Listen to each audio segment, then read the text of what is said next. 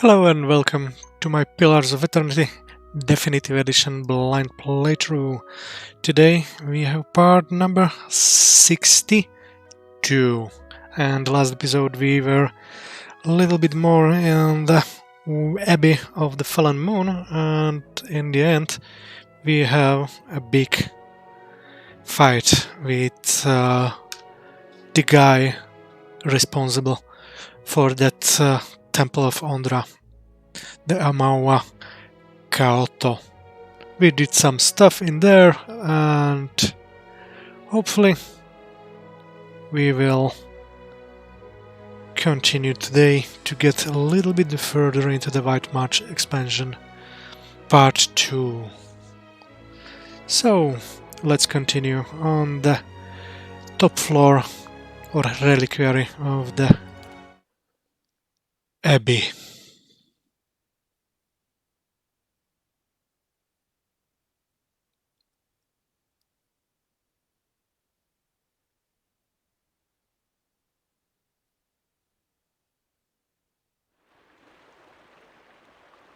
And here is our party. As you can see, this is what is currently with our party. After the fight we got owned a little bit, but we were able to get to be victorious just with my cipher, having swollen eye from the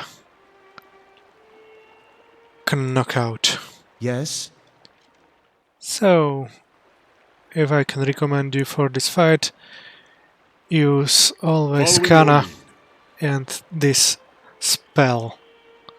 It was a tremendous help. Oh?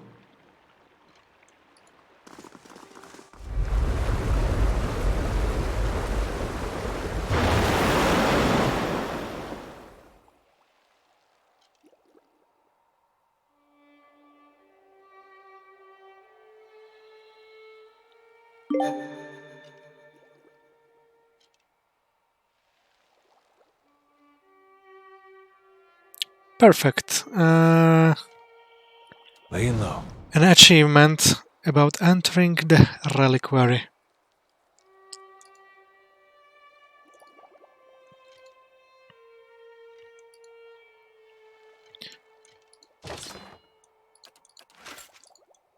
Let's see what everything can we find inside here.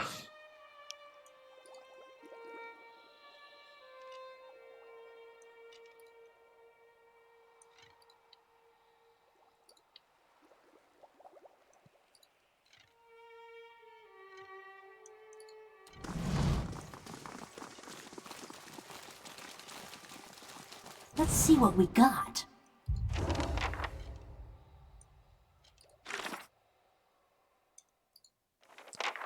The reliquary appears to contain only a single relic, the skull of an immense being. Somewhere in this enclosure is the means by which Kaoto means to call of the eyeless.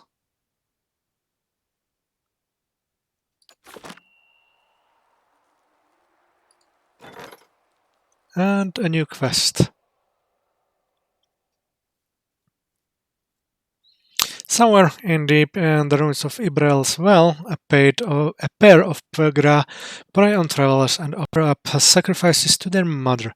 In the past, travelers simply knew to avoid all trails leading near the well, but in recent years the Pegra have increased the range of their hunts. Travelers have been abducted or killed on the roads between Soulless Vale and Midwood. Glenfattens are reticent to enter Ibrel's well due to the religious significance of the ruin there, but that hasn't stopped the residents of the affected town from requesting help from within the Deerwood. Let's use her again.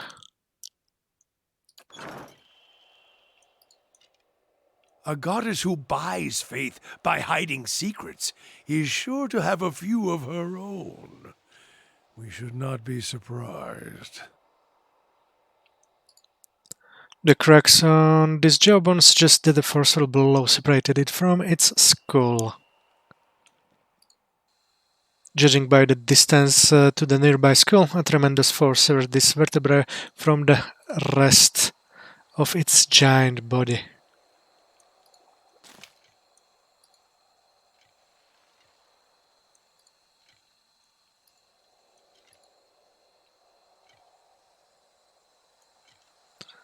A door, which we will check a little bit later.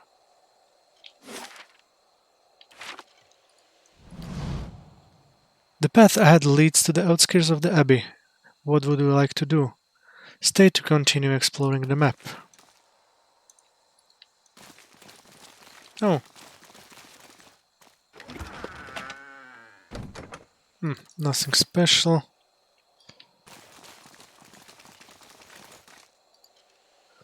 The strange crystal formation of this rock intact even after the collision against the thick bones of this giant skull seems to radiate with a warmth of their own. I shall be quiet as a calm sea, which is not very quiet. Let's check this for a second. And another drawers. Okay, let's get to the school.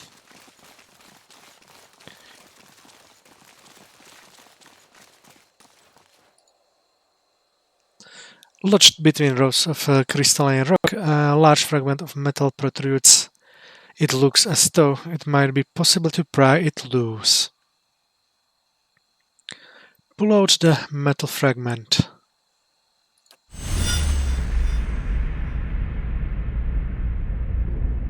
At your touch, the splinter of metal begins to glow orange. Heat surges up your hands and alarms and envelops you with such intensity you feel as though you are melting down.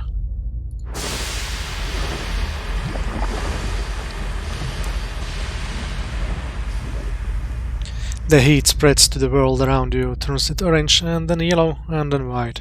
The ground, the sky, everything around you drips in molten globes and begins to take shape beneath you as if it is an invisible mold.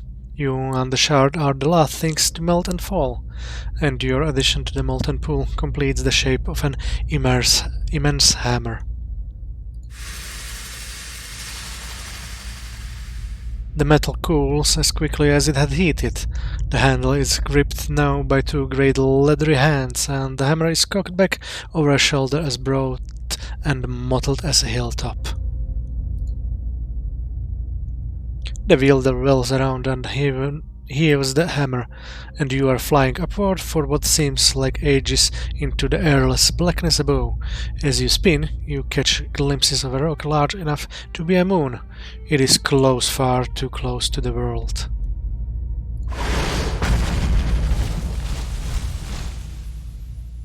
The force of the impact shatters hammer and stone alike. The rock is redirected outward, but sections of the front face is cleaved off and begins to fall, splintering apart at the cracks. In 100,000 fragments blossoming outward in all directions, the breeze shivers the atmosphere, trailing smoke and fire. Below, land and sea are far off, but gradually rising up. Look to the sea. The largest of the fragments, wide as a city, barrels downward in fiery cocoon. Its size reduces as the edges immolate, but it won't burn up in time.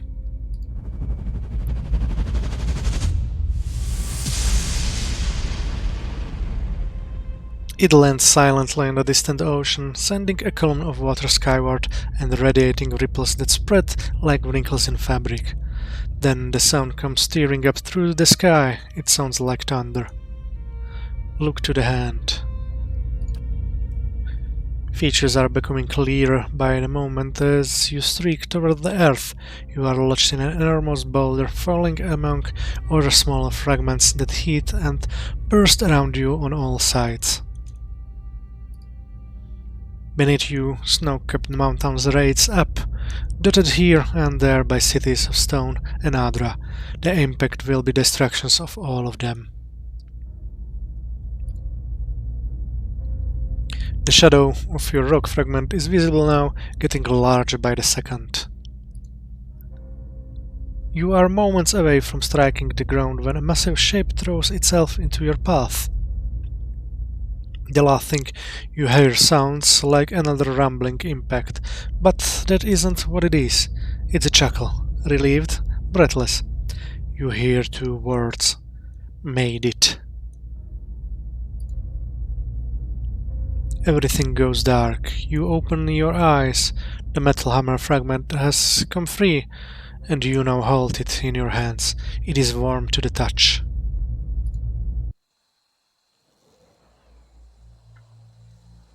The air around you is suddenly turbulent, spiteful. A cold, damp wind whips your face. Salt crystals collect in your nostrils and the creases of your eyes. The floor below you becomes blue-gray and glassy, churning and rolling when you fall. You crash through water. Violent waves hurl and spin you. Something slithers around your ankles, seizes you with incredible strength, drags you down into silty depths. When the pulling stops, you are hovering at the center of an endless blue abyss. You can neither surface nor floor. You seem to be facing downward, but there is no way to be sure. A voice sounds from everywhere at once, and the immense pressure wave of each utterance sends you reeling. Deceitful wretch! Grave robber! You who dig for that which you did not bury, speak! Explain yourself and be judged.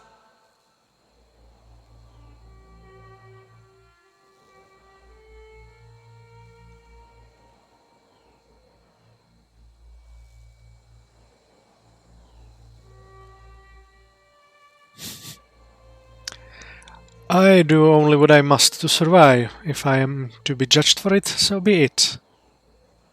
No mortal is fit to decide whether he is worthy of survival. Your actions speak for themselves. The battery opened, the forge ignited. You set free souls that hid from me, that stole from me and evaded my judgment. The dwarves sealed their own fate. The forge was meant to be forgotten. And now, here you are again, denying peace to the buried. The turbulence around you calms. Silt settles like a slow exhalation, and the vast dark seascape beyond the murks fades in. Rays of light trickle down from above onto green-gold columns of kelp that rise from the depths and sway back and forth in the current. Fish and mollusks patrol them in groups of hundreds of and thousands. The nearest pass you with watchful eyes.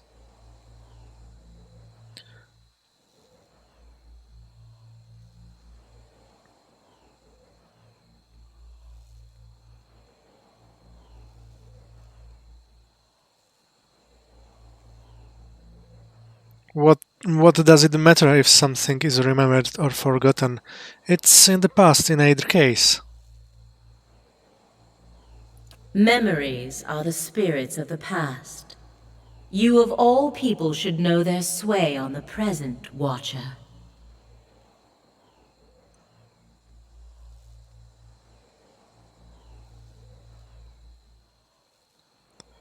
They are ours to bear, whether we care or not. Mortals measure the worth of their lives in memory. Who will remember me? How long until I am forgotten?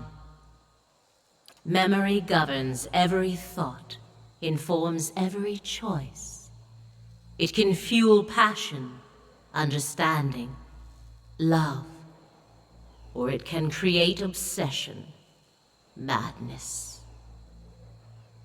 You have seen it plague many souls in your travels. Consider the old Watcher who inherited unspeakable crimes from birth. Or the young woman who committed herself to Brackenbury, for love of things she remembered she had. Or the fisherman whose life became a sentence the day he killed his sister. Or the Glonfathen boy for whom an old medallion was worth more than all the fruits of his labors. They could be free from their burdens, if only they could forget.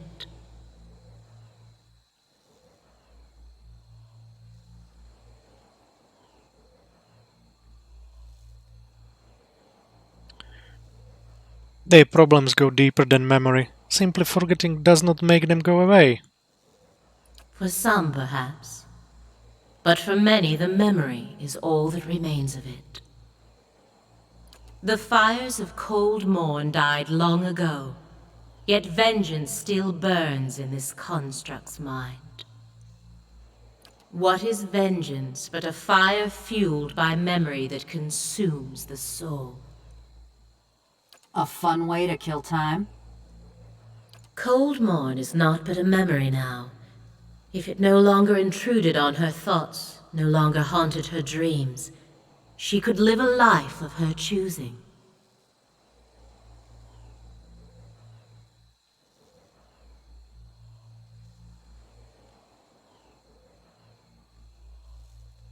Cold Morn is part of her identity now. It gives her purpose.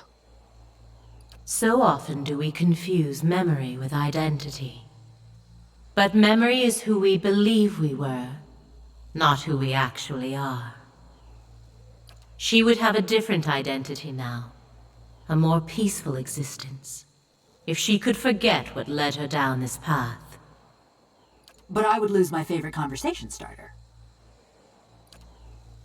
The light filtering down from the surface seems to focus on Maneha. Would your life not have a better course, Amawa, if the faults of another lifetime were not dragging you down? I used to think so. But turning your back on something doesn't make it go away. Just makes it easier for someone to stick a knife in your spine. The source of those wounds is long gone. The memory was all that could do you harm.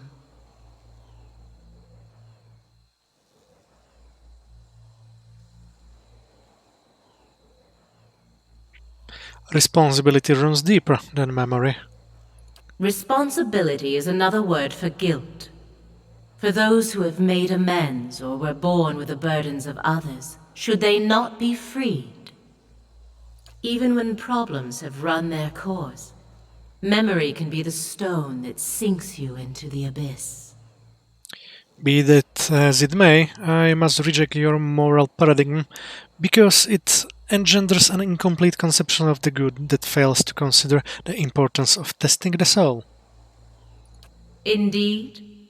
And what has led you to conclude you know better than a god, mortal? Your supposition that peace of mind is tantamount to the overall good is a flawless premise. Empirically, we know that struggle and inner turmoil strengthen the soul as often as they strangle it. That hardly sounds like an improvement on inner peace. Is that the extent of your argument? No, actually, I submit to you that life is a framework to test the soul, and that an untested soul withers from disuse. Consequently, it is a better test to the soul in order that it should thrive. If it breaks, it is no worse than if it were not tested at all. There may be hope for you yet, Watcher. Your reasoning is interesting, mortal. Perhaps there is something to it. But it is not my will to simply do good. Those broken souls that fail your test, those are the ones I love most, for no other god will have them. What small mercies they ask of me, I will always grant. Was there something else, mortal? What are the bones of one god doing sealed in the temple of another? Do not play coy with a god, Watcher. I know you have seen his death. I feel it whenever a forgotten thing is taken from me. Abidin did not deserve to die here. This place, it was the least I could do to give his remains some privacy. The least you could do? The least I could do for ending his life. Light drains from your surroundings. The kelp forest becomes a corpse of black tendrils, stark and twisted as regret. I called the moon down to me, Ioni brother. It was against his wishes. He would not listen to reason, would not listen to me. In his madness, he splintered the moon, but it was not enough.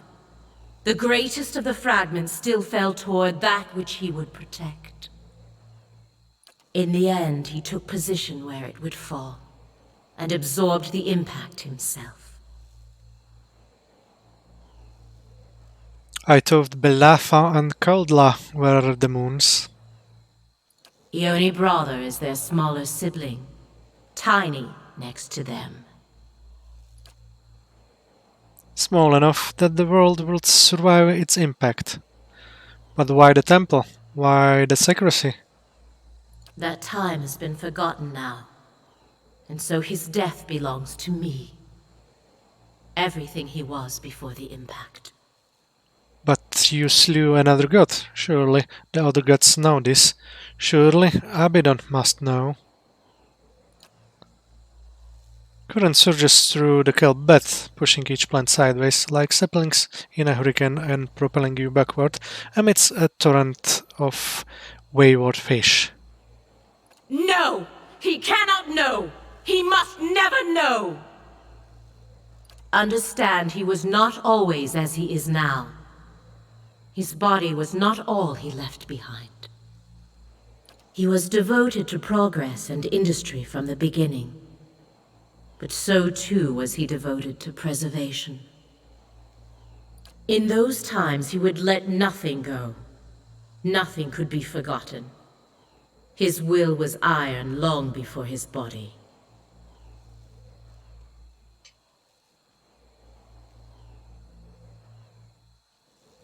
Preservation, so that was why he went so far to oppose you. We agreed long ago, all of us, not to alter the course of Kith's civilization. Not directly. Not unless there were no other choice. But in this matter, there was no other choice. He understood that as well as anyone. It was for duty that he opposed it. I would have stopped it if I could, but by then it was too late.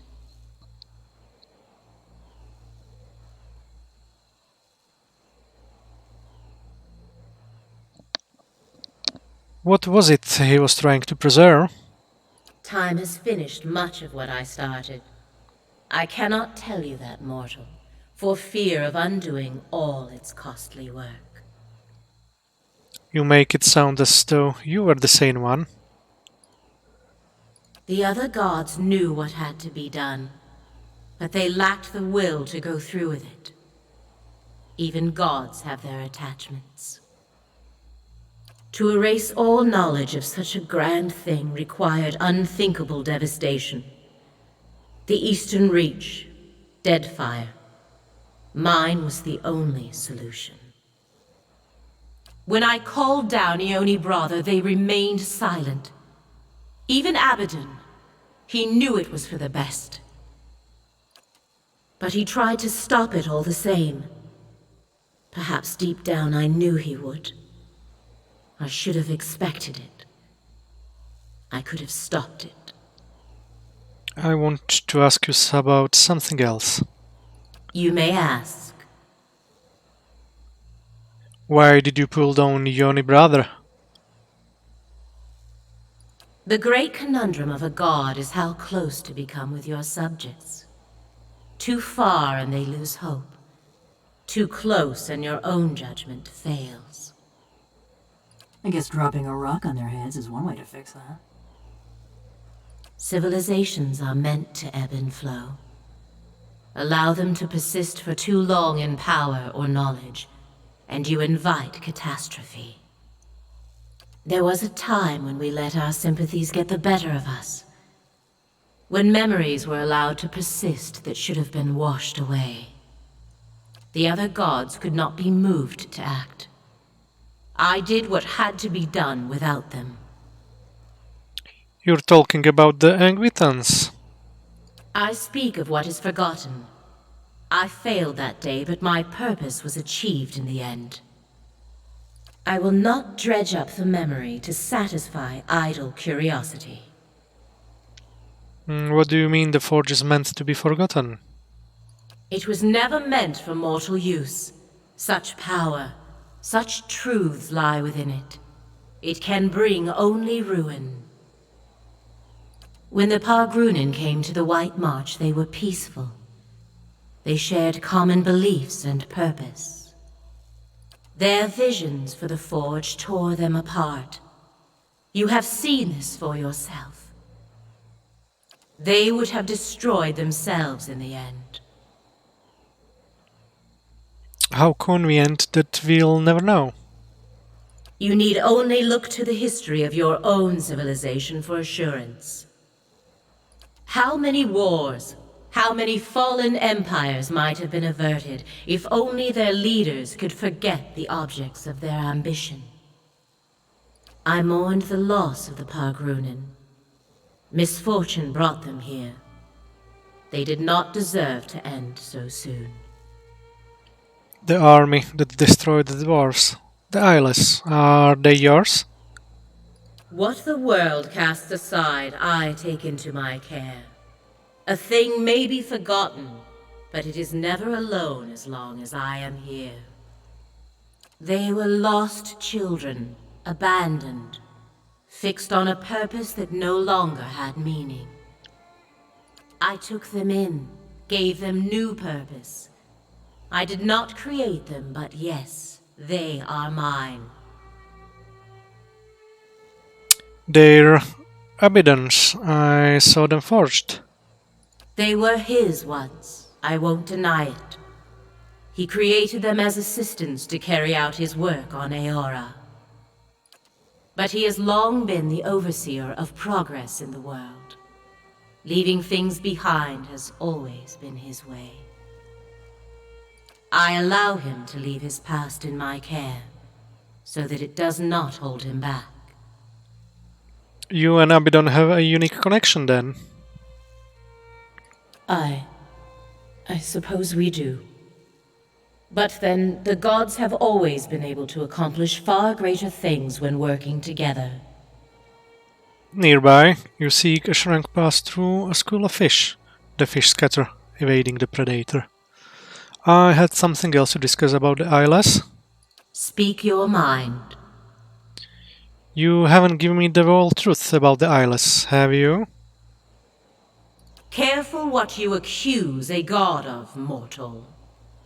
The water around you is suddenly icy. You can feel it sap the heat from your veins. Abydon didn't abandon those creatures. You made him forget them. Otherwise, he might remember how he died. And what if I did, mortal? It does him no harm to forget.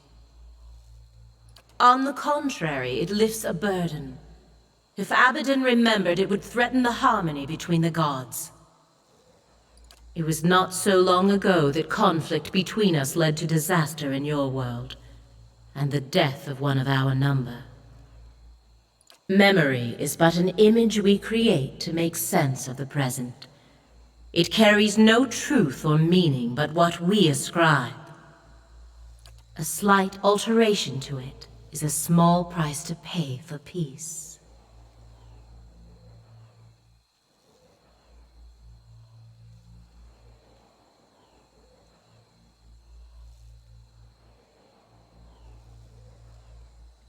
I'll take that over another war, I suppose. The peace between the gods is already fragile. It will not withstand another shock. I had something else to discuss about the Eyeless. Speak your mind. What new purpose did you give them? Some things that are forgotten must never be remembered. not merely for the benefit of those who forgot, but for the entire world. There can be no second thoughts, no sympathy or stays of execution. The eyeless were born to fulfill this task, though even their creator did not know it. They are single-minded and relentless. You mean they kill those who remember what you want forgotten? They do not flinch when called upon to do what is necessary. Kith owe them a great debt for the troubles they have hidden away. I want to ask about something else. You may ask. You say on one hand you had to call down Yoni brother, yet on the other that you would have stopped it for Abaddon. The death of a god is a calamity. You are living in the aftermath of one such death. Surely you can understand. You have said that sympathy can get in the way. What about yours for Abaddon? He deserved better. Of all the other gods, he was the only one who acted, who held to his convictions. The goddess of relentlessness must have appreciated such a quality. Yes. I admired him for that. But it's more than that. You loved him. The pull and push of the current become long and heavy, like a sigh. Whatever he was to me, it was not meant to last. Always our duty is to Eora first. I knew he opposed what I intended, that he would wish to preserve what I meant to destroy. I knew it would cause a rift that might never be mended. But I never imagined he'd go so far. I never imagined it would mean I would never know him as I once did. If he doesn't remember dying, why not begin again with him? Because it might cause him to remember. No, mortal. Better that we should exist as we are now. What happened once must never happen again. Bad enough that I am cursed to remember it. I want to ask you about something else. You may ask. I need you to call off the eyeless. On the contrary, mortal, their work must continue. Far too much was uncovered while they lay dormant. They draw attention to the very things you wish hidden.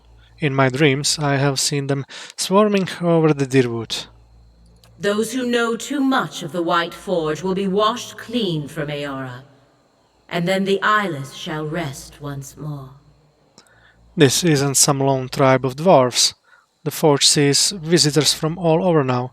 The eyeless will tear the Deerwood apart. It will never be forgotten. The sea life around you stirs back and forth, agitated, restless. Even if it is as you say, there is nothing that can be done. The eyeless do not think for themselves. They have only the purpose that is given to them. They do not stop until the purpose is fulfilled. They will not change course now for me or anyone. I am sorry. Kaoto said they could be called off. Only if those they pursue are no longer a threat. The raid Sarens were stopped before they could take the White Forge. In your case, Watcher, you are well beyond that now. And if what you say is true, then the Deerwood is as well. This was your doing. You must intervene. The interventions of gods seldom work out in anyone's favor. Our touch is too heavy. The world crumbles beneath it. It is why we so often enlist the help of mortals. They execute our wishes with greater care. I have done far too much already. If you won't stop them, then I will. Your determination is commendable. but the eyeless number in the thousands. You will need more than strength or luck.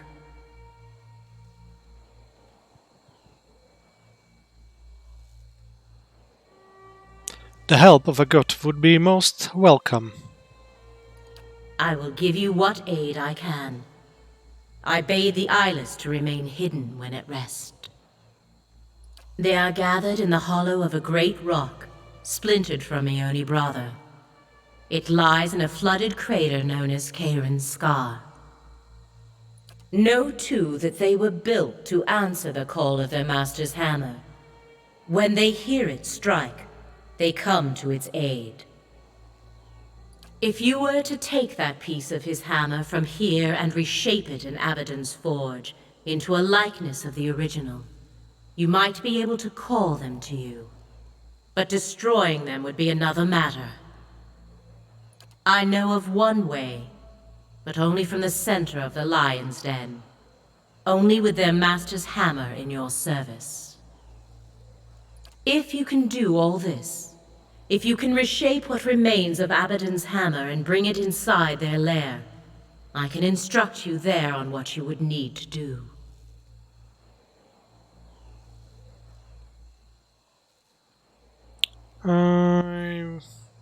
It would be easier if you told me now. Nothing I say will make sense until you see it for yourself, mortal. We share a common purpose now. I will see you through it when the time comes. I will remake the hammer and the White Forge and stop the eyeless. If you do not, be assured, they will come for you as they did for the Pargrunen. An uneasy turbulence disturbs the calm like an unwelcome thought. Careful as you approach the lake. When I claimed the eyeless, I made sure they would not be discovered while they slept. Many of my most devoted followers stand watch there. They will not allow you near. And there is something far worse. Something more fearsome and dangerous than any eyeless. Let us hope you do not attract its attention.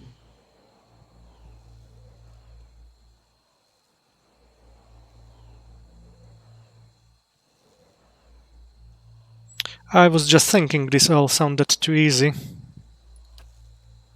In place of an answer, a sudden surge in the current from beneath sends you hurling upward. The surface above you approaches fast, shifting and glimmering like quicksilver. You emerge soaking wet on the stone floor of the reliquary, gasping for breath as if you'd been holding it for hours.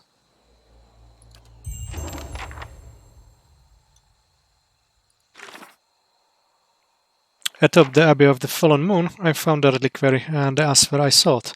The eyeless are the army of my dreams. They will destroy me and thousands of others to protect Ondra's secrets.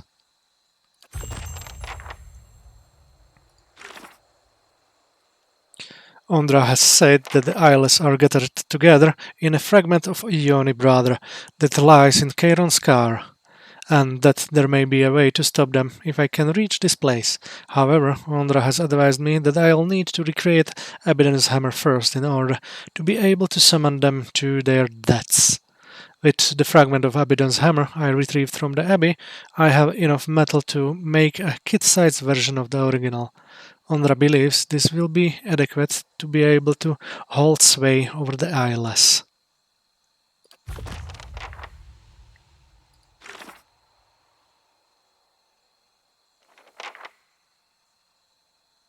I communed with Ondra, who advised me that the eyeless will not relent until everyone with specific knowledge of the White Forge has been killed. That includes a great many people, including me. She believes that if I were to reforge the hammer of their creator, Abaddon, from a piece of the original too, and that it could be used to destroy them. The White Forge will enable me to shape the fragment into the likeness of the original.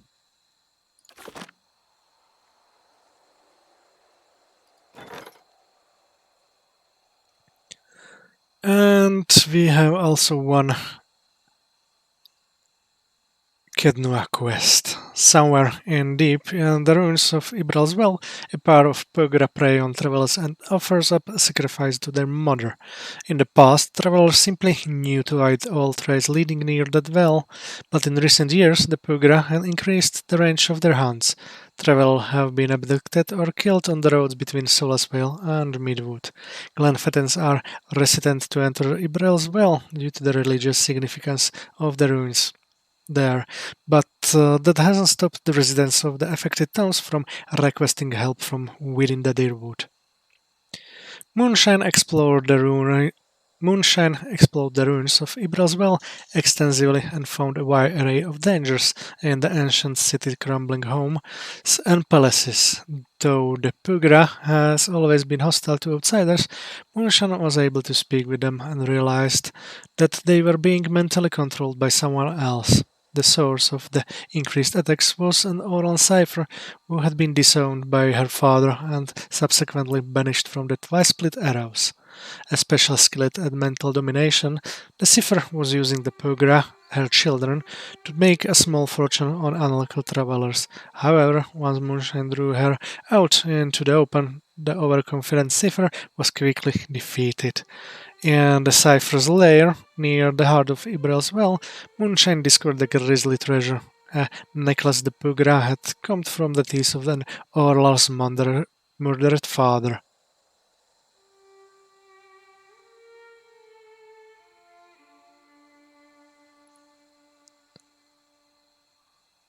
Four Rod Skulls. 1842. Okay. So there are two doors. Let's see this one first. Hmm?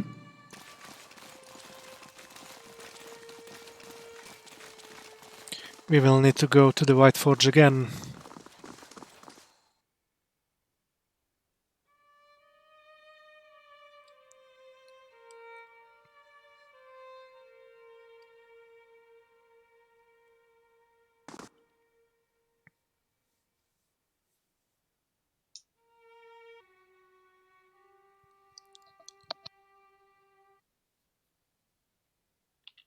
Oh, and if I find something good, you can have half. And I am back in the Abbot's quarters. Okay. Not the place where I wanted to go.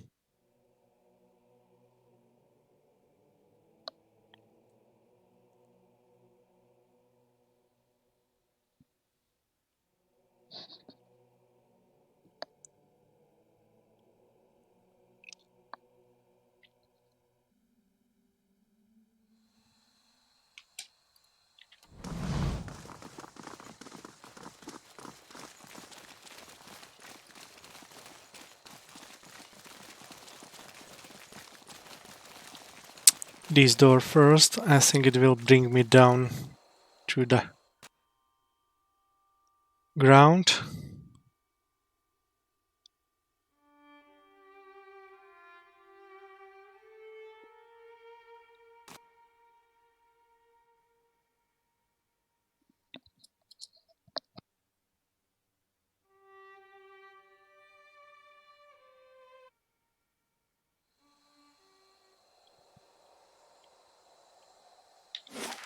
Yes, as I thought.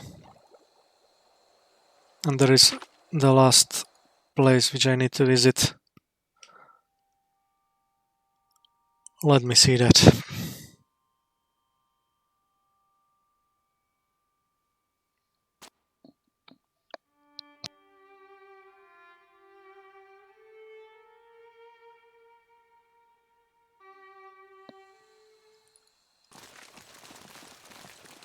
Let's see. The path ahead leads to the outskirts of the Abbey. What would you like to do? Travel directly to the foundry in Durgan's Battery.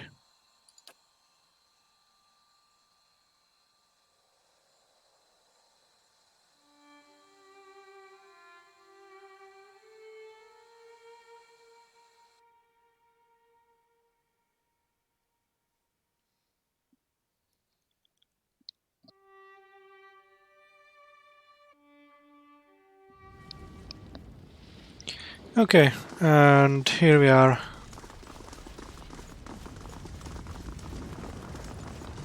Let's try to reshape the hammer right away.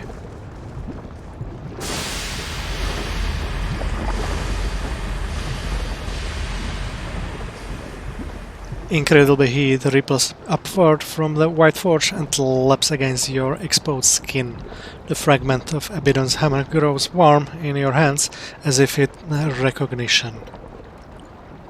But it is only a fraction of the size of the original, but there is a metal enough to create a hammer fit for a person of your size to wield. In this forge, the fragment could be shaped anew. Recreate Abaddon's hammer. You call to mind every memory you have witnessed of the great hammer. The images coalesce and take shape in your mind's eye. You know every curve, every engraving, even as a shapeless lump of metal, you can see the fragment for what it is meant to become.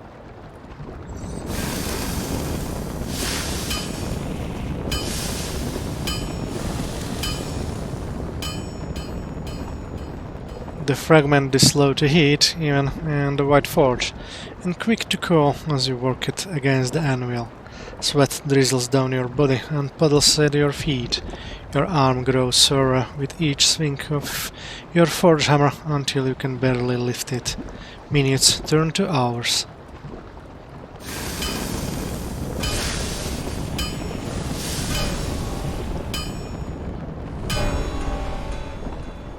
As Abaddon's hammer begins to take shape, the ring of your own hammer against it takes on a familiar tone, one that you have heard in your dreams. With each strike, an image flashes in your mind. It is hazy at first, but it gains details as the hammer begins to resemble the original. Over time, the image becomes a frozen landscape centered around a crater lake, eyeless patrolling its frozen surface in rows, and this can only be the place Ondra described. Canon's Scar. The eyeless pause here and there when you strike and look up as though hearing the echo on the wind. Oh, my English sucks sometimes. In the distance, as more details appear, you can see other landmarks, Stalwart, Durgan's Battery, and you understand where the lake lies in the Winded March, where you must take this hammer.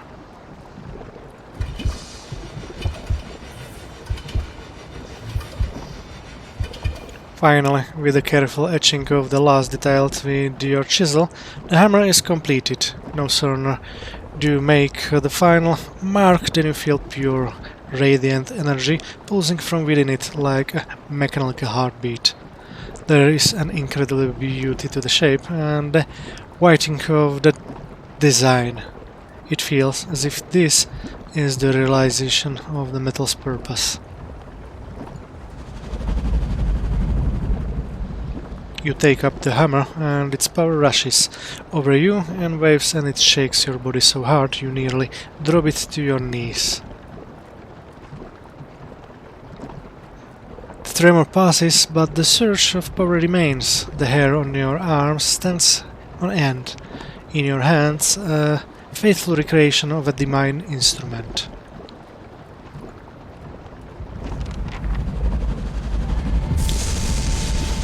Careful with the weapons of the God's Watcher, they seldom come without strings.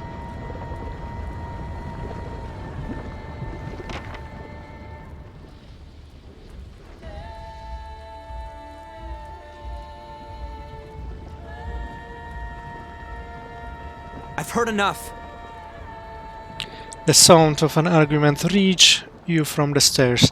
Darian marches into the room, arms crossed, while Vengra bounds along behind him. This threatens all of us now. Matron Berrigan lumbers after Darian and Vengra, flanked by two stout ogres. She's right. We've got to fight together.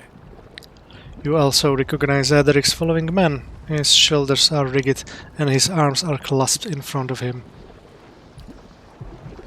Vengra sees you and points enthusiastically. See, Darian? He'll tell ya! We can stop him! Tension crackles in the air. Darian wheels and cuts Vengra off, whipping a chopping motion. If he's seen them, he knows better. What's going on here? Something killed a whole crew of hunters out in the wood. Tore them apart like dolls, insects.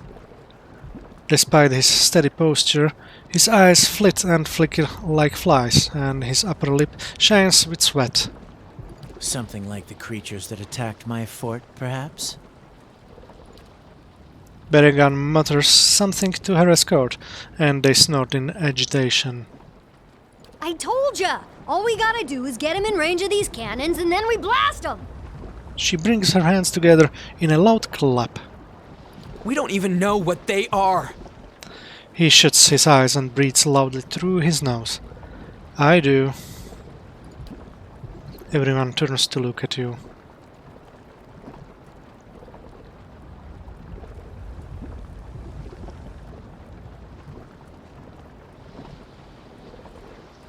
But what they are isn't important. What matters is that they'll destroy us all, and more if they aren't stopped.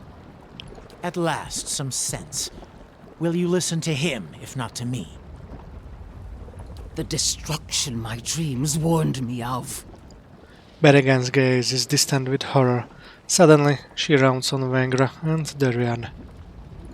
And your greed and recklessness have brought them on us all! She rolls her shoulders back and bares her teeth at the two villagers. Rage hangs around her like a mask. Darian and Vengra each take a step back and square off against the ogres. You burning our village didn't help matters none. Vengra's feral grimace exposes needle-sharp teeth. It wasn't my clan that attacked you. No difference. One ogre stinks as bad as the next.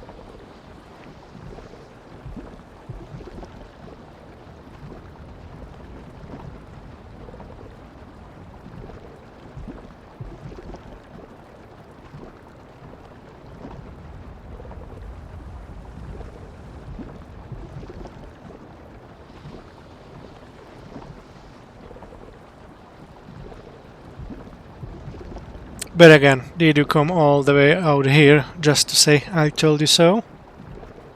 I came to offer my clan's help. The other gawks at her. The White March has been our home for centuries.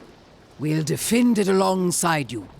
The ogres flanking her grunt their assent. Your aid will be welcome. She presents an ancient branded horn in both of her calloused hands, holding it out to you. Sound it anywhere in the White March, and 3 of my best warriors will be at your side. Your battles become ours.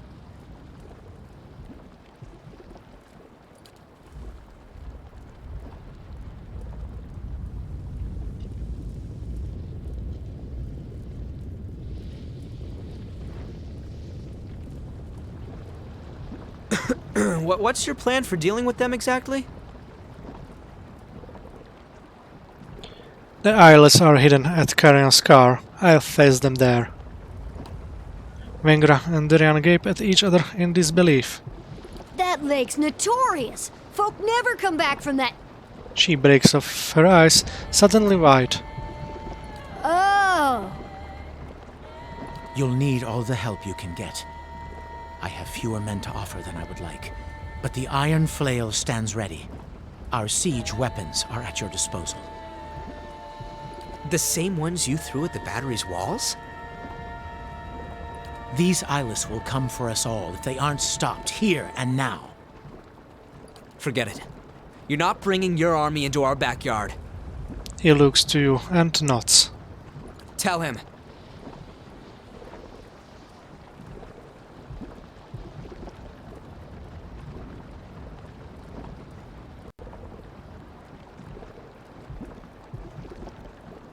Edric's right. We need to work together. It's no time to worry about what's past, Darian.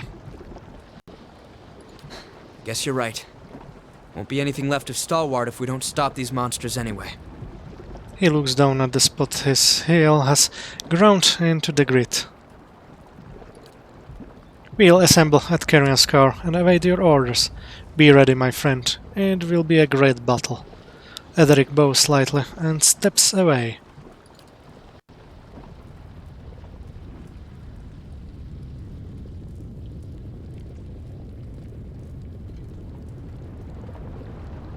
Ahem. An awkward silence follows. Wengra clears her throat noisily. You know, those heavy cannons you fixed might come in handy. She grins, a mischievous twinkle in her eye. Darian starts to groan, and she holds up both hands. Hear me out.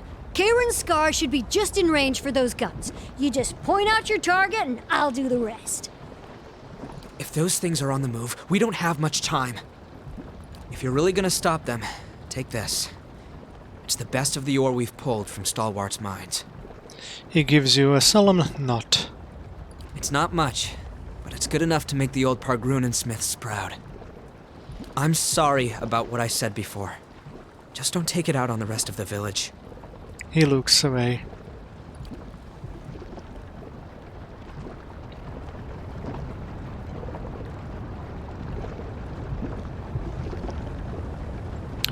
You may call upon the aid of Craig Ogres by using Berrigan's Battlehorn in Kieran's car.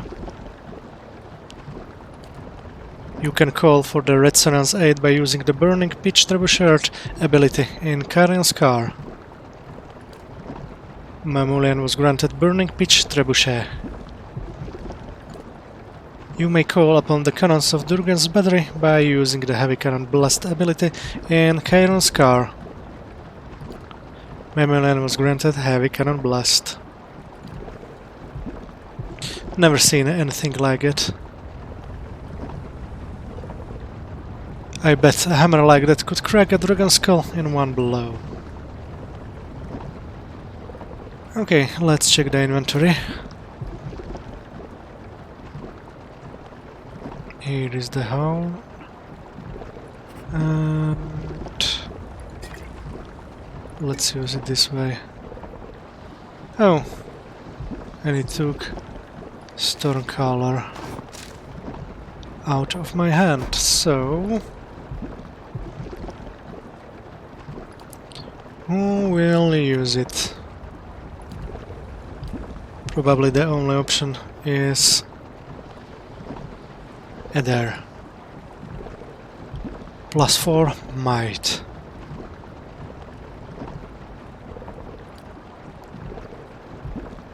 Let's see.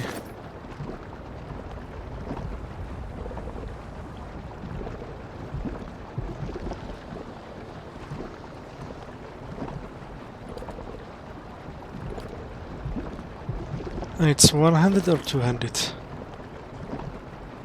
Two-handed, so then the only option from this party is Kaina.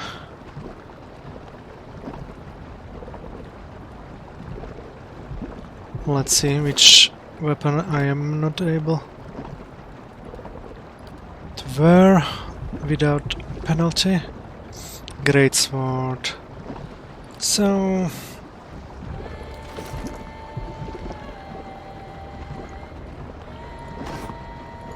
it will go here.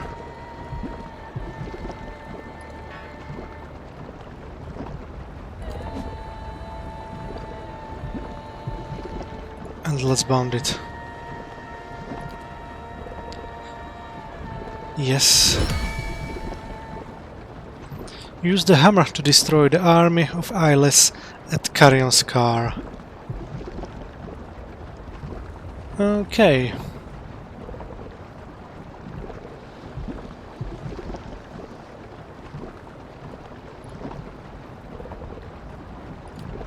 That's nice. Let's check what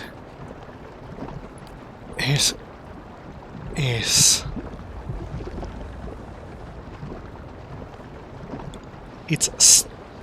It's counts together. Interesting.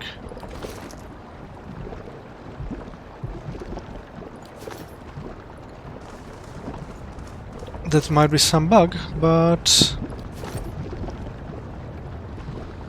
wow.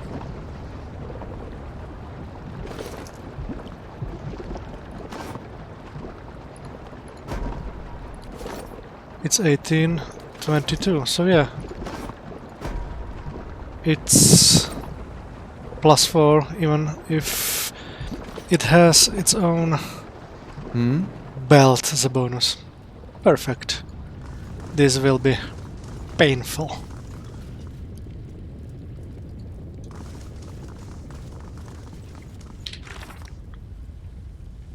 Let's check the quests. Ondra divulged that the isles remain hidden when inactive, gathered together in a place known as Chiron Scar. A large fragment of Ione Brother lies in Chiron Scar. It is there I must go to destroy the army of Isles.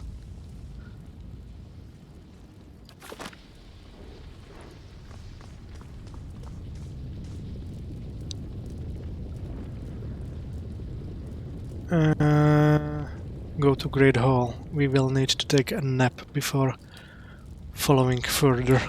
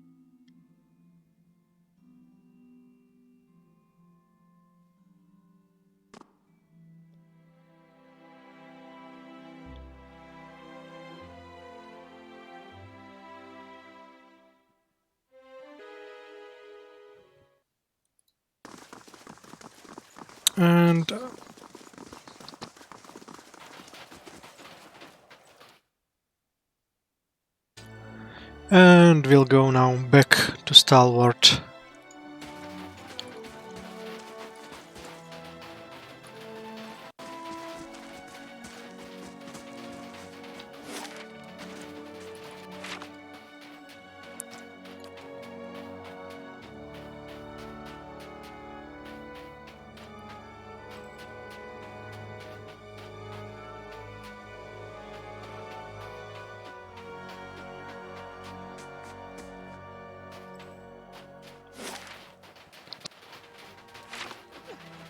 Certainly.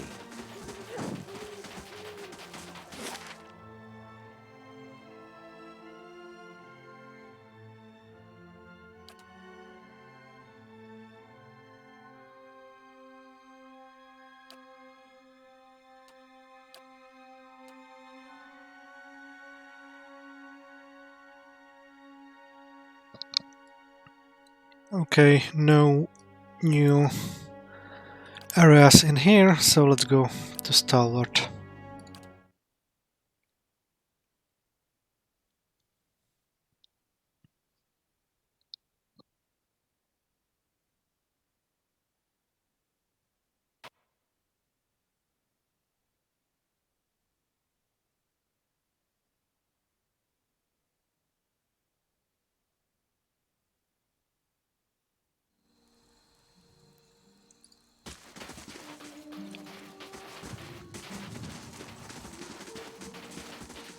I heard there's been a murder in the mines. Yes, and it's one more quest which we still need to finish. But the last time when I was there, it was kind of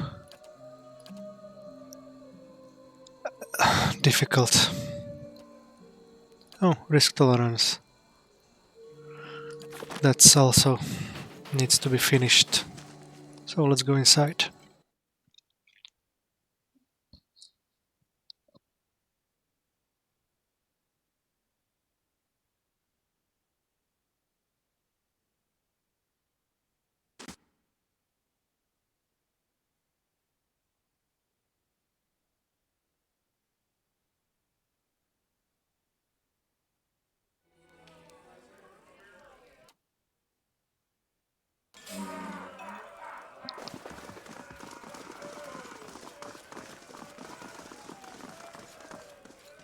Back to warm your hands, eh? What can I do for you?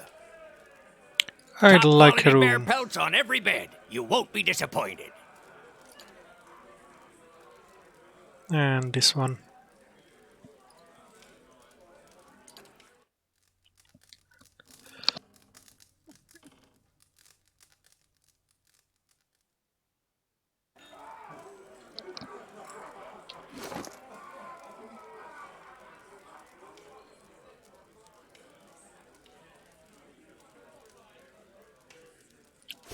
Okay, we are now fresh and let's try to check the mines again.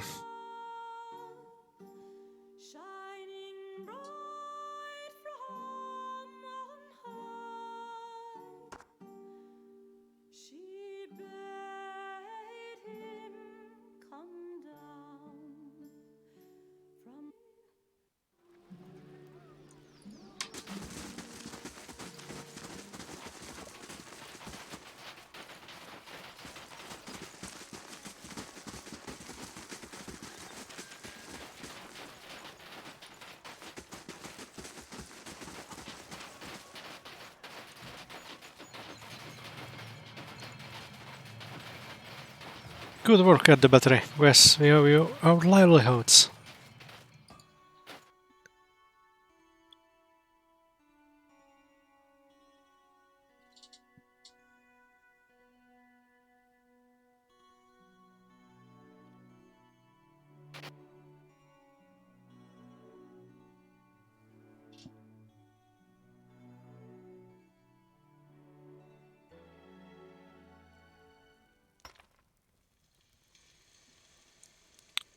Okay, so we need to go, I think, here.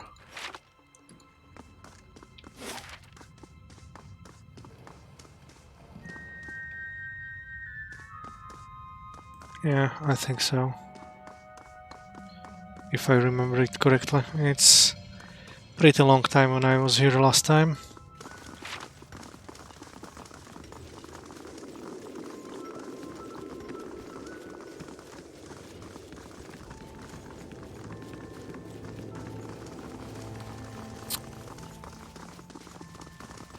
I should be now good enough level to face the boss fight.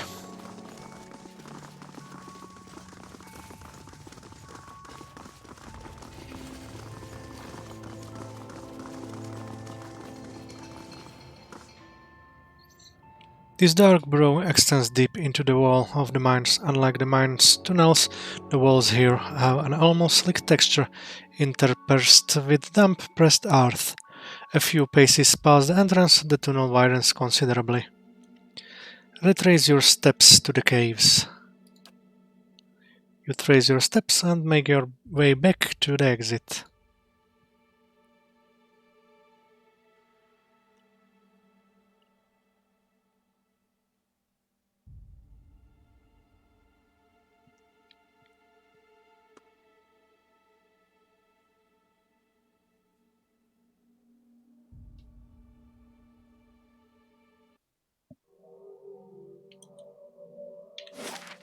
Okay, we need to get here.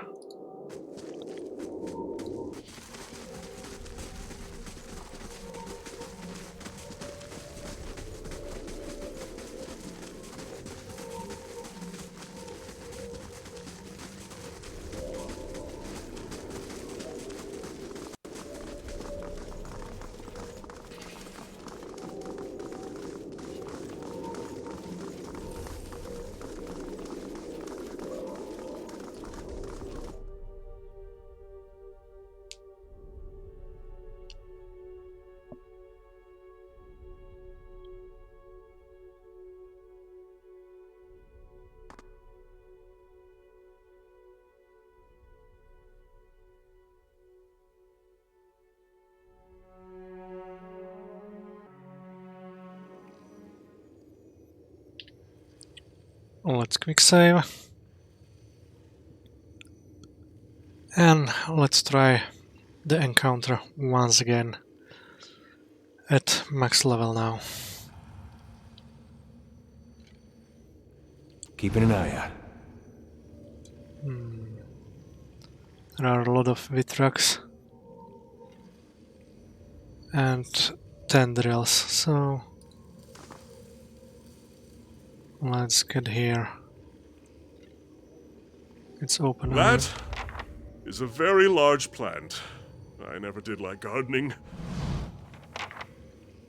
This towering mushroom pulses and writes with life. Each sinuous movement shakes loose new clouds of small and incandescent blue spores. They are airy thick with them. You hear a muffled hum in the air, like the murmur of distant voices. Hello. You hear nothing but the creak of the radiant spores' movements. Let the Vitrax go. You hear nothing but the creak of the radiant spore movements. Attack the radiant spore. Or inhale. The inhale makes you... It's... The Vitrax told me to never do that, so I really want to do... Now, let's attack the radiant spore. Maybe I would be able to talk with it. But no, let's attack it. We'll see how this goes.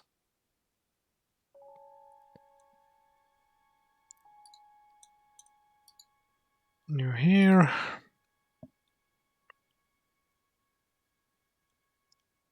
You here. You here.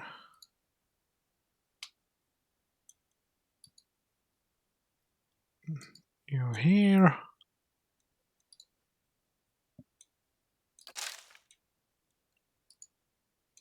Here and here. No, you here. Let's try that again.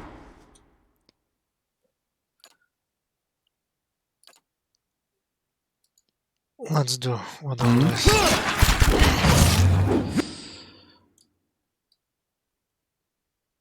Spectral Pike, Spore Tendril. Let's go you two against this one.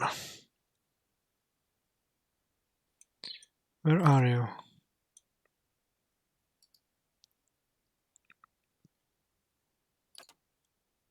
And you.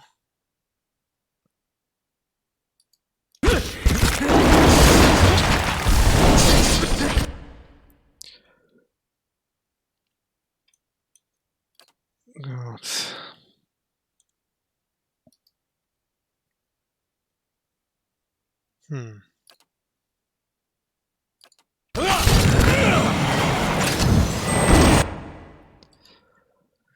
Against the brutes, and you.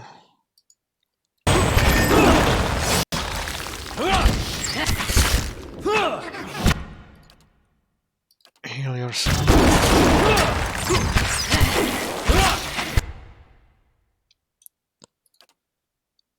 Okay, let's bubble him for a second.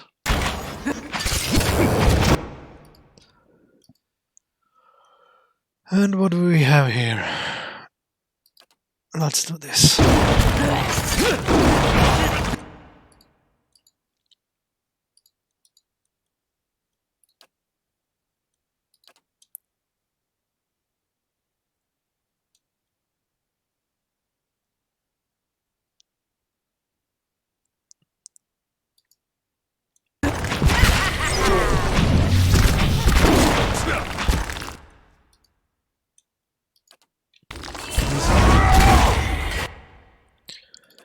And you...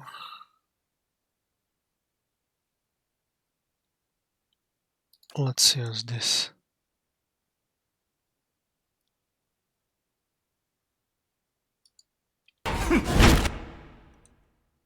Good, one is down.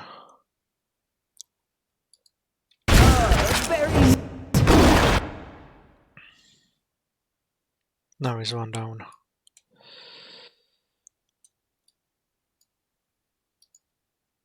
You here and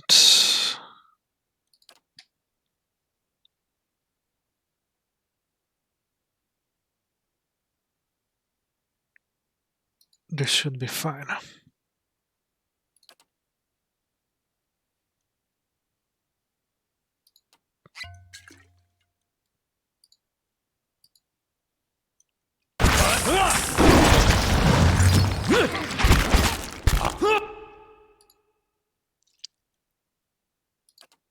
Punch this one.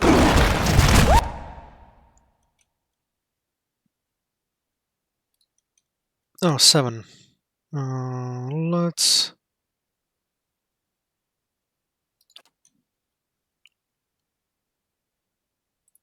it's not good enough.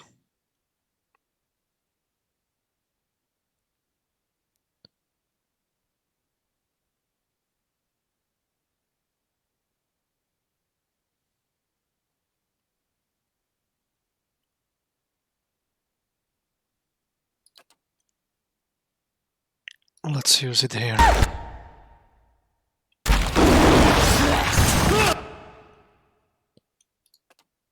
And now you can critical heal him.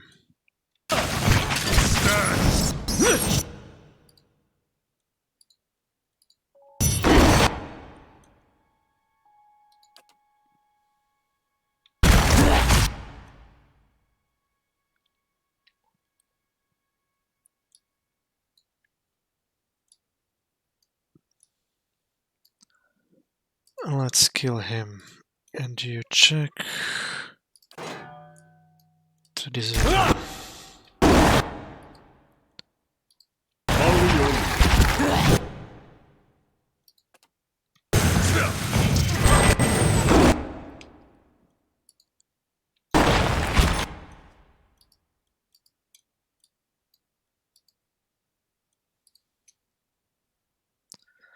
And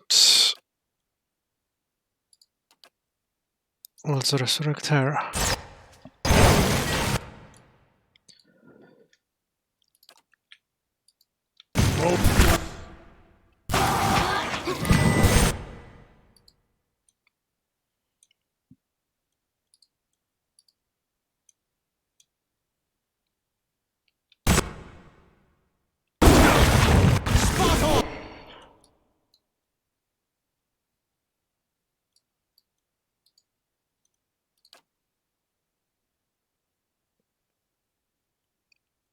And armor class.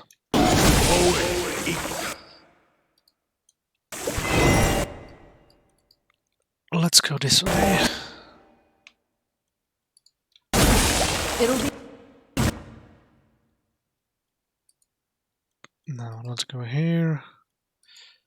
Good to rest.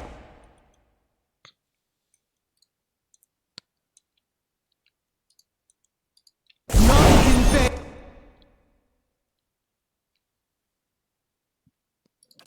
Oh, you are already alive, so stun this ass hat.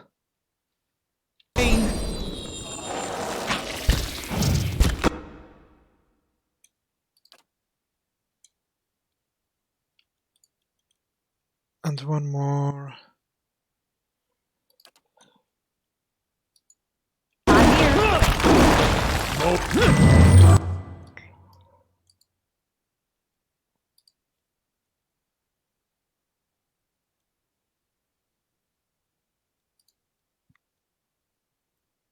Let's bubble her for a second.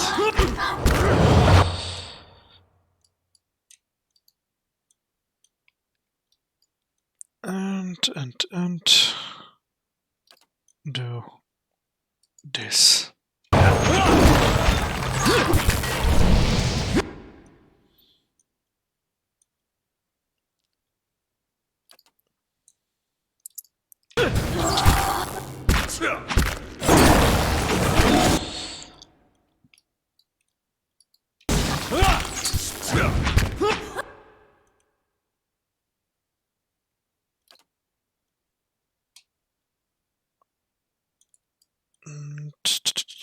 Let's try this.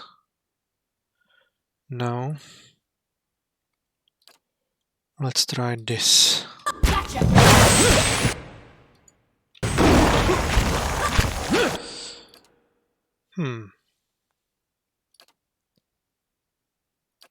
Let's do this.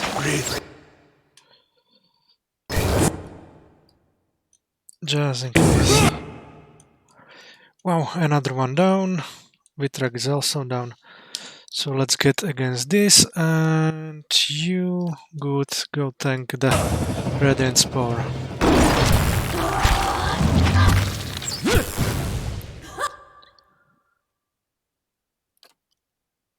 And another.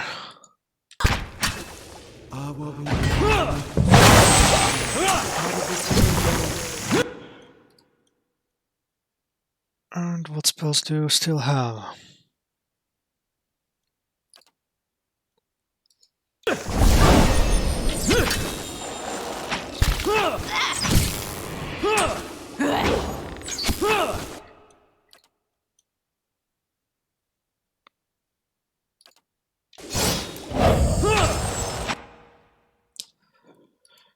And everyone against him. 105, so...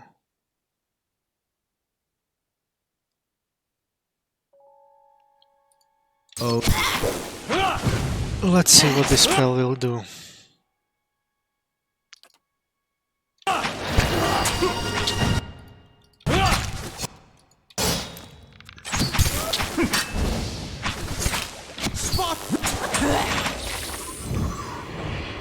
Yay! It is done. I have dealt with the Radiant Spore, and the Vitrak should no longer be a threat to the mines. Ismi will want to hear of my success.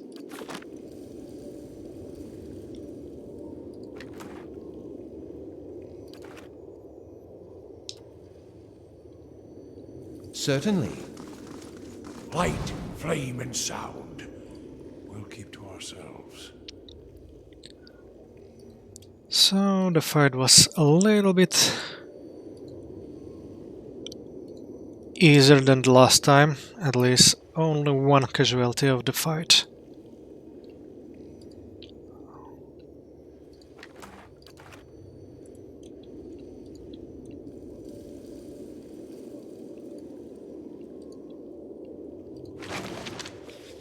Oh, silver flesh. What a nice kind of blunderbuss. And looks like nothing else is in there. Okay, I will be speaking with the Vitrak guy first. Yes? But heal yourself.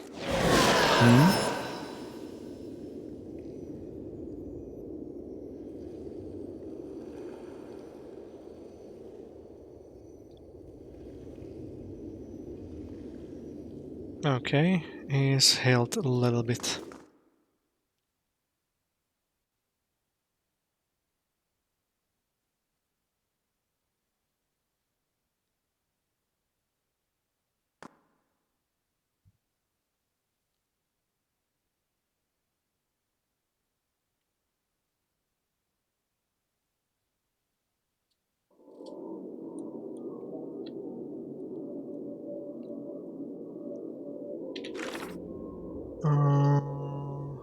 Ismail will want to hear of my success, so... Certainly. Let's talk. Our mines are returned, and Moltuskumir is safe. You have done a great thing, Orlan. I will tell my people they are in your debt.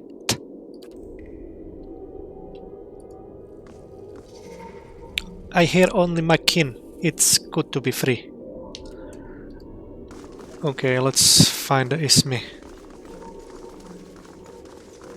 He should be here if I remember correctly. But I want to disarm this first.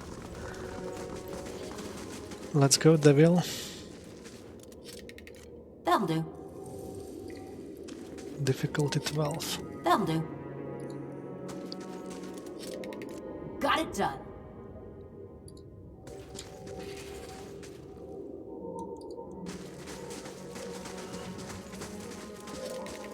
Got it done. Got it done. I think that's it. Everything, yeah. Let's go back to Ismi then.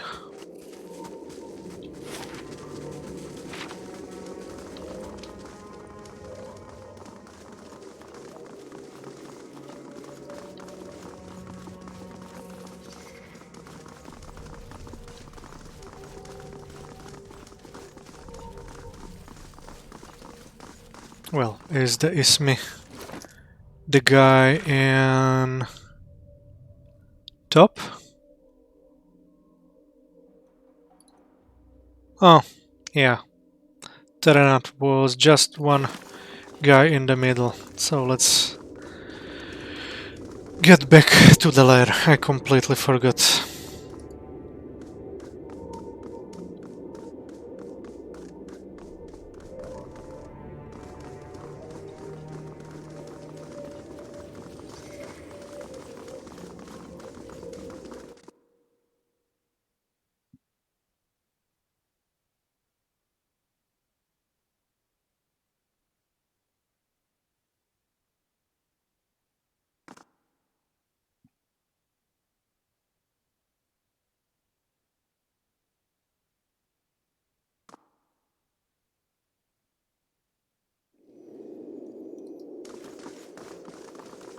Let's check out what is this.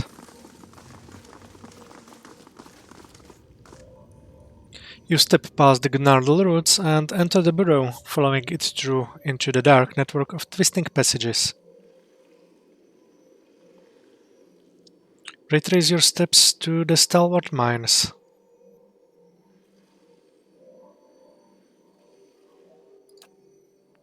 You trace your step and make your way back to the exit.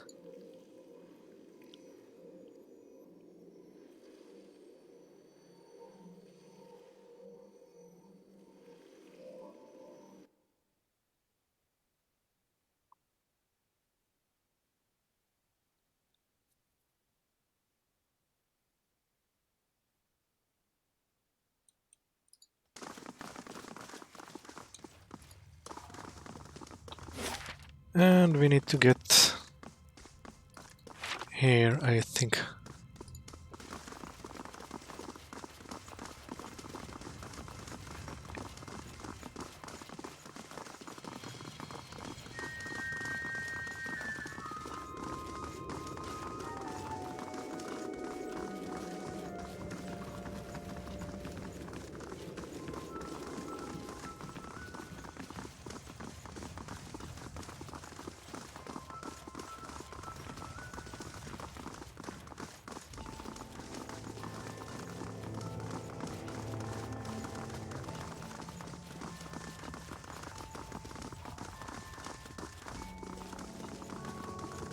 And here is the Ismi.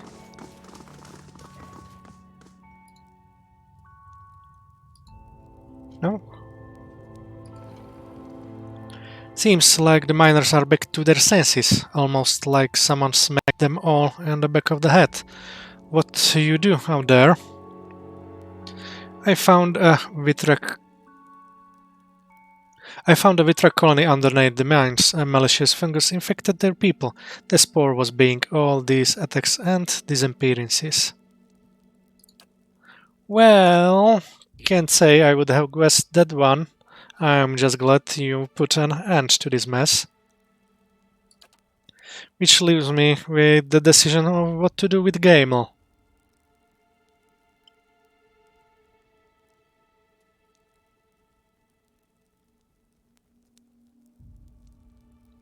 Gamel wasn't in control of his actions. You shouldn't blame him. Guess you're right. We'll keep an eye on him for a little while, then see about setting him loose.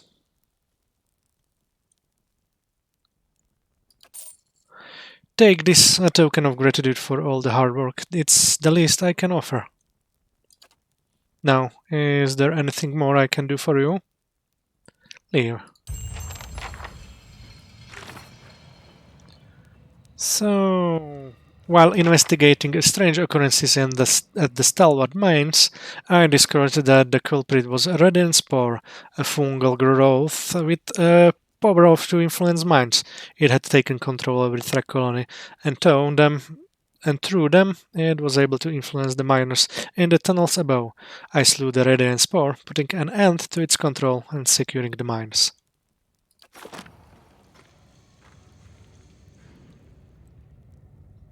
$1,000 earned. Good. Oh, bless you. I knew someone would uncover the truth. And now, Nesta. Any update on the troubles in the mine?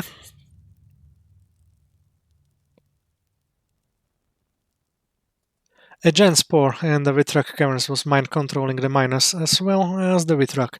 The spore's dead now. But the Vitrak are not, correct? She thinks a moment. I'll have to make a note of their presence in my report. The Defiance Bay will insist on having a squad of Crucible Knights protecting the mines as part of the trade agreement. No offense to Stalwart's militia intended, of course.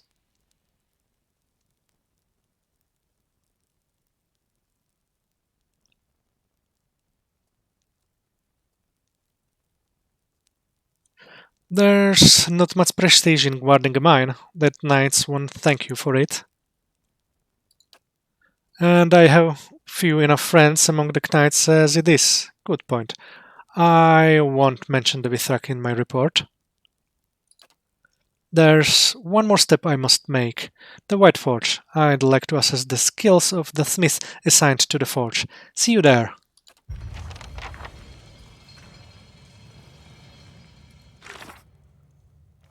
Nesta wants to meet at the White Forge in Durgan's Battery. She has concerns about the skill of the smith assigned to the forge. But these will have to wait a little bit. Let's talk with the mayor first.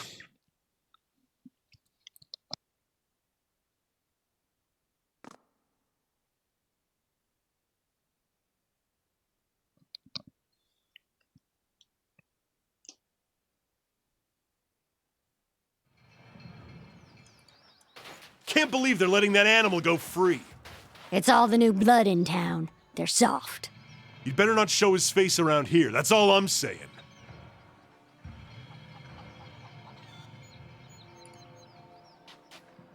Can't believe Gellum is walking free. Well, he was innocent, so get used to it. Yes, Tarfos looks as frazzled as ever. How's Stalwart doing these days? We rebuilt. The western palisade is fixed and some fancy merchant set up shop where Katie's house used to be. We also got a proper temple to Abaddon again. Never understood why the Ondrit stuck around Stalwart in the first place. I'm pretty busy, so unless there's something else, farewell. So no new conversation with him. We've got to build up our walls while there's still time. Okay, Mayor has nothing to say. So, before continuing further,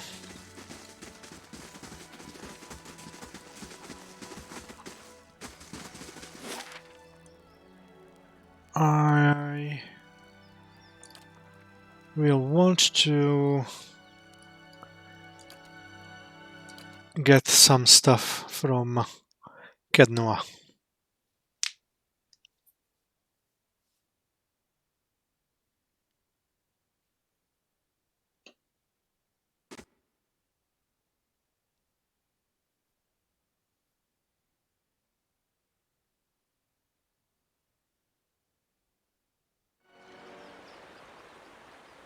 Last thing the Deerwood needs is another foreign colony.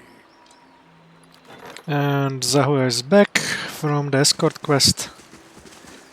So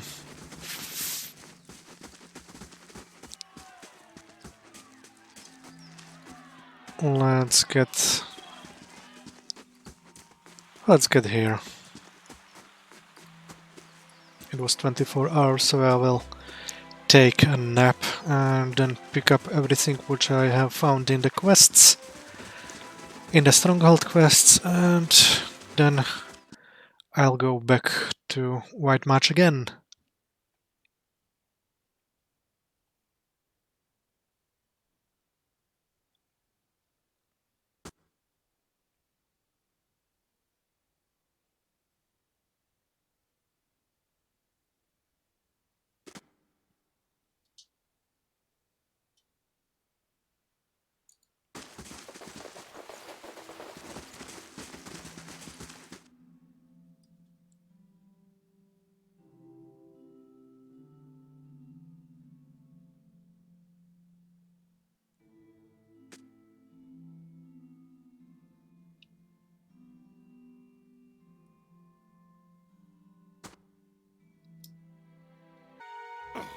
Too predictable.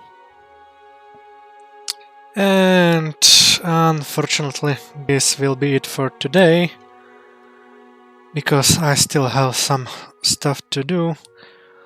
Well, maybe I can follow a little bit later with another episode, but there are still some stuff to do. So I'm really happy that you were here with me, and if you enjoyed the game, well, feel free to follow me on Twitch, Mixer, or subscribe to my YouTube channel. Thanks a lot, and enjoy the rest of your day.